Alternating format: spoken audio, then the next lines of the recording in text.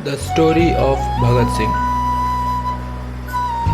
भगत सिंह एक नाम जो साहस, बलिदान और देशभक्ति की मिसाल है। एक क्रांतिकारी जिनकी विरासत आज भी हमारे दिलों में जलती है। आज हम जानेंगे इस निडर युवा नेता की जिंदगी के बारे में, जिन्होंने अपनी शहादत से भारतीय स्वतंत्रता संग्राम को एक नई दिशा दी।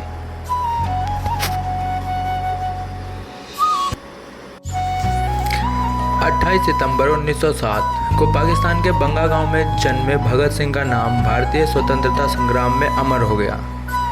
एक ऐसे परिवार में जन्मे जहां राजनीति और क्रांति का माहौल था।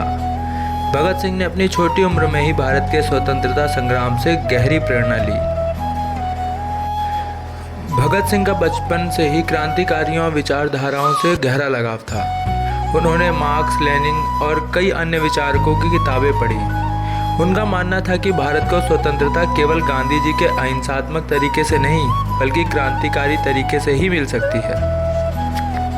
जलियांवाला बाग नरसंहार 1919 ने भगत सिंह के दिल में गहरा असर डाला। जब जनरल डायर ने निर्दोष नागरिकों पर गोलियां चलाईं, तो यह घटना उन्हें गहरी असहमति और गुस्से की ओर ले आई।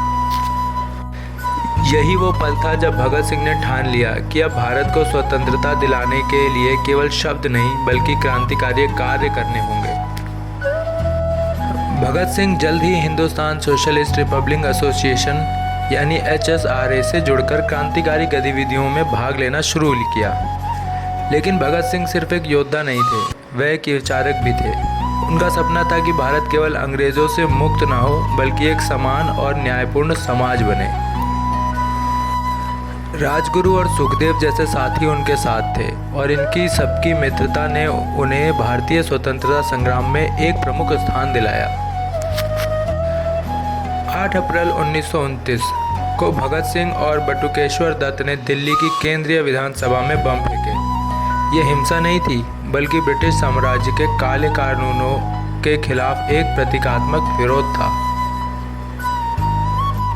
इस बमबारी के बाद भगत सिंह और उनके साथी गिरफ्तार हो गए, लेकिन कोर्ट में वे डरते नहीं थे, बल्कि अपनी विचारधारा को मजबूती से प्रस्तुत करते थे।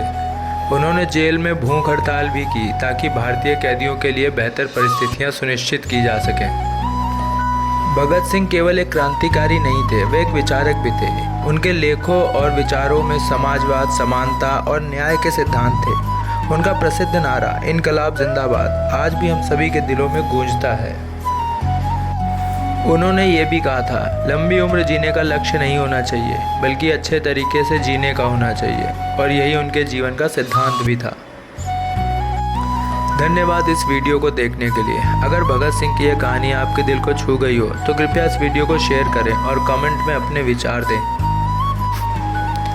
लाइक, शेयर और सब्सक्राइब करना ना भूलें, ताकि हम और भी प्रेरणादायक कहानियाँ आपके लिए लेकर आ सकें। देश मेरे मेरी जान है तू, देश मेरे देश